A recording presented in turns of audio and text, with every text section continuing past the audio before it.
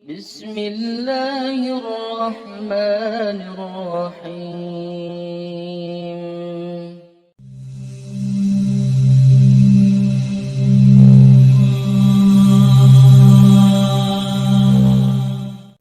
Sahabat beriman, kisah Kiai Barseso, seorang ahli ibadah yang tergoda tipu daya setan.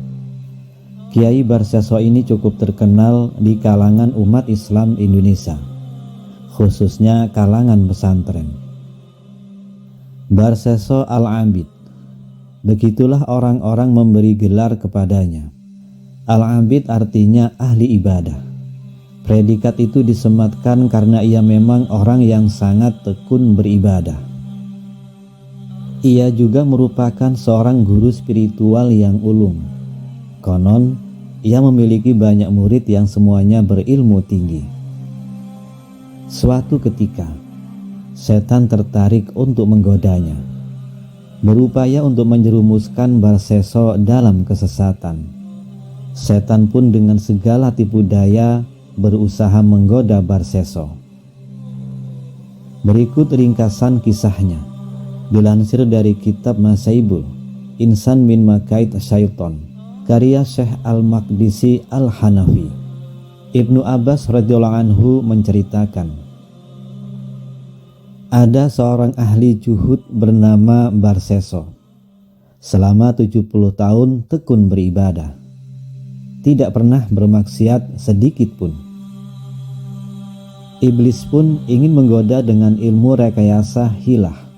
Pada suatu ketika, iblis mengumpulkan para pembesar setan dan berkata, adakah di antara kalian yang mampu merusak Barseso?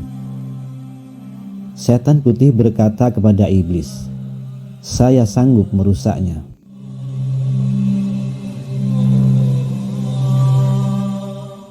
Setan putih pun berangkat ke tempat Barseso dengan mengenakan pakaian ulama. Dia juga mengenakan sesuatu di atas kepalanya, layaknya seorang kiai. Ia datang ke tempat ibadah Barseso dan memanggilnya. Tetapi Barseso tidak menjawabnya. Barseso tidak berhenti dari beribadah, kecuali setiap 10 hari sekali. Setelah berusaha, namun tetap gagal mengambil perhatian Barseso, setan putih lantas berpura-pura beribadah. Setelah Barseso selesai beribadah dan hendak keluar dari padepokannya, dia melihat setan putih yang berpakaian seperti ulama. Tampak setan putih sedang beribadah dengan khusyuk.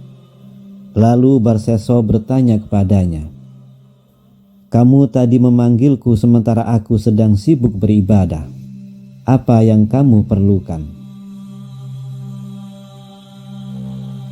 Setan menjawab, saya ingin bersamamu untuk belajar ilmu dan menirukan amalmu, serta kita bersama-sama beribadah, sehingga aku bisa mendoakanmu dan kamu juga bisa mendoakanku. Barseso berkata, saya tidak bisa bersamamu. Jika kamu seorang mukmin, maka kamu mendapatkan bagian dari doaku yang kutujukan bagi semua orang mukmin. Kemudian Barseso beranjak beribadah dan meninggalkan setan itu. Maka setan pun beranjak beribadah, dan setelah itu Kiai Barseso tidak menoleh kepadanya selama 40 hari. Setelah Barseso selesai beribadah, dia melihat setan sedang khusyuk beribadah. Kemudian Kiai Barseso berkata kepadanya, apa yang kamu butuhkan? Saya ingin kamu memberi izin kepadaku untuk naik ke padepokan bersamamu, jawab setan putih tersebut. Akhirnya Barseso memberikan izin kepada setan putih untuk menaiki padepokan utama dan beribadah bersama di dalamnya. Mereka beribadah tanpa henti kecuali setelah 40 hari, bahkan terkadang sampai 80 hari. Melihat kesungguhan sosok ini dalam beribadah, Barseso merasa kagum. Setelah lama beribadah bersama, setan pun berkata, "Wahai Kiai Barseso, saya ingin pergi karena saya memiliki teman selain kamu. Saya mendapat berita, kamu lebih baik daripadanya. Ternyata saya mendapatkan sesuatu yang tidak sesuai dengan perkiraan saya sebelumnya." Barseso merasakan sesuatu di dalam batinnya. Ia sebenarnya tidak mau berpisah dengan setan putih, karena baginya ibadahnya, setan putih ini lebih baik. Singkat cerita, mereka pun berpisah. Sahabat beriman yang dirahmati Allah, dikisahkan Barseso memiliki sebuah keramat, yaitu apabila ia menemui orang sakit atau orang gila dan kemudian menyentuhnya, maka seketika itu orang sakit atau orang gila tersebut langsung sembuh.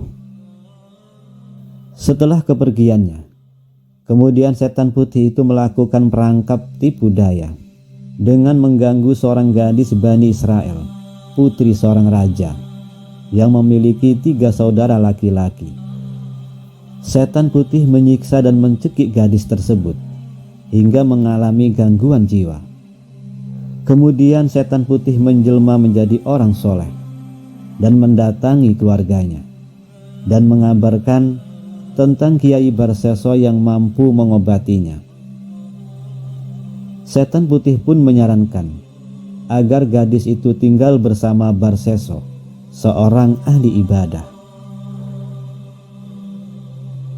Atas perintah sang raja, diutuslah pasukan kerajaan untuk membawa sang putri ke padepokan Barseso agar ia memperoleh perawatan rehabilitasi dengan harapan akan menuai kesembuhan.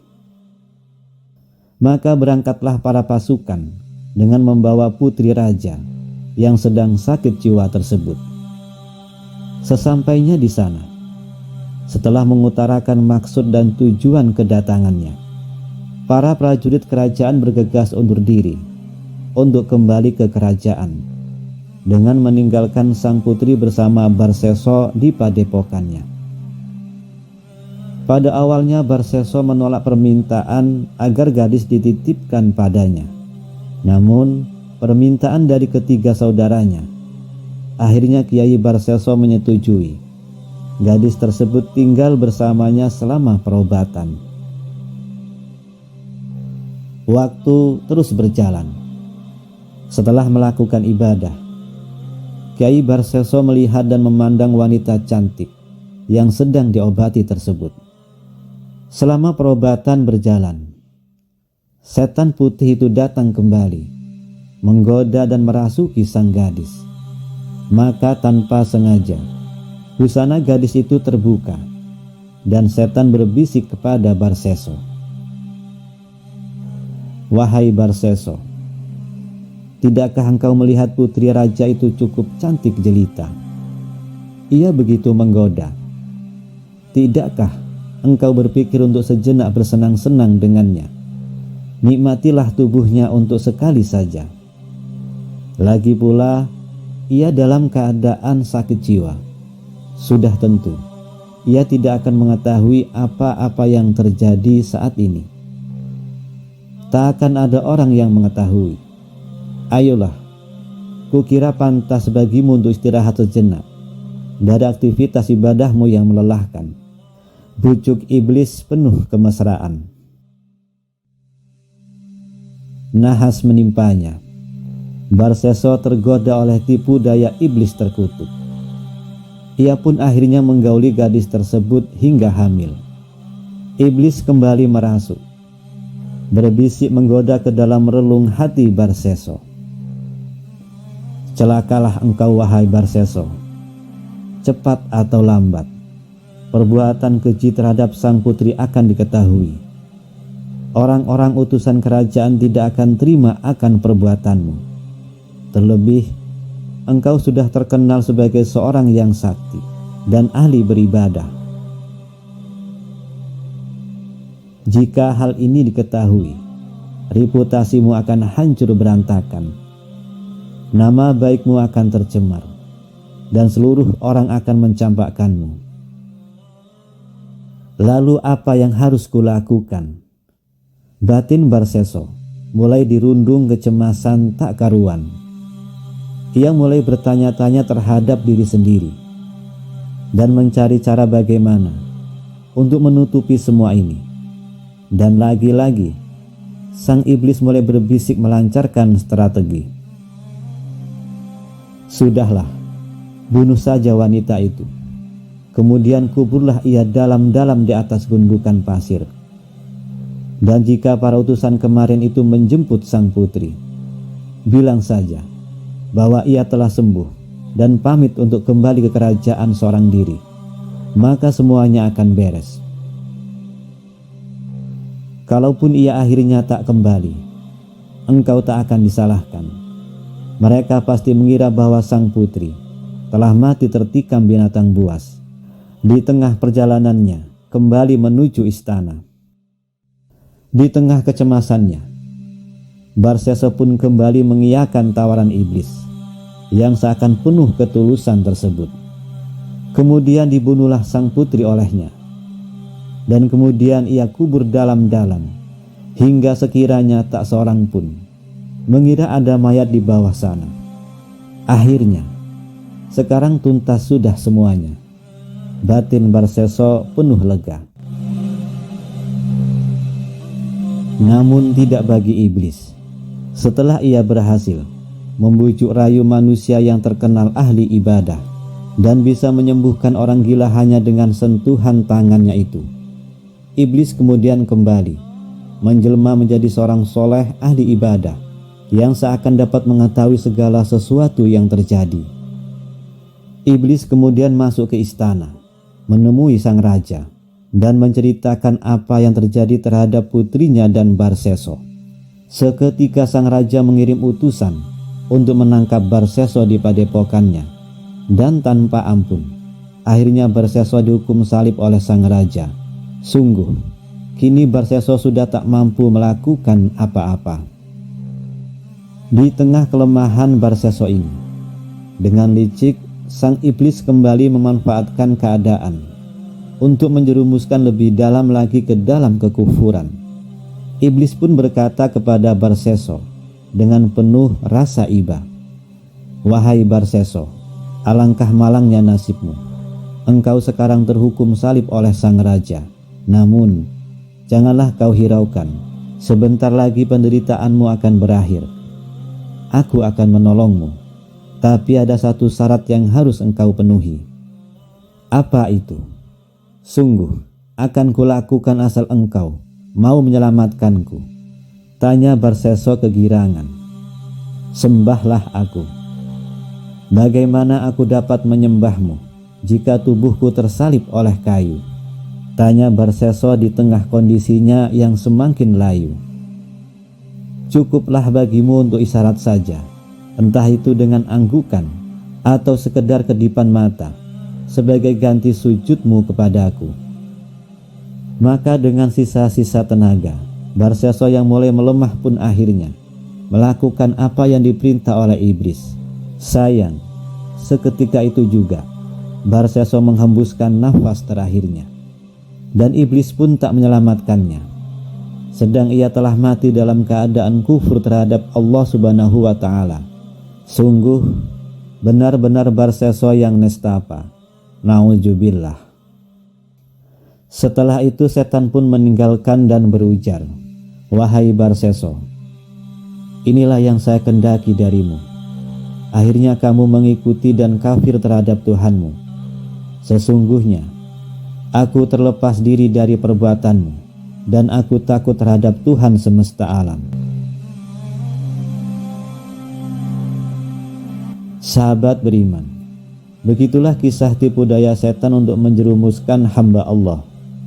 Ia mencoba menyesatkan manusia, meski sejatinya setan tetap takut kepada Allah. Dalam Al-Quran, surah Al-Hasr ayat 16 dan 17, Allah Subhanahu wa Ta'ala berfirman, "Bujukan orang-orang munafik itu seperti bujukan setan ketika ia berkata kepada manusia, kafirlah kamu. Kemudian ketika manusia itu menjadi kafir, ia berkata, sesungguhnya aku berlepas diri dari kamu, karena sesungguhnya aku takut kepada Allah, Tuhan seluruh alam. Demikian kisah ahli ibadah Kiai Barseso yang pada akhir hayatnya mati su'ul khotimah karena tipu daya setan. Sahabat beriman, semoga kisah ini bisa bermanfaat untuk kita semua. Amin ya rabbal alamin. Wallahu a'lam bishawab. Assalamualaikum warahmatullahi wabarakatuh.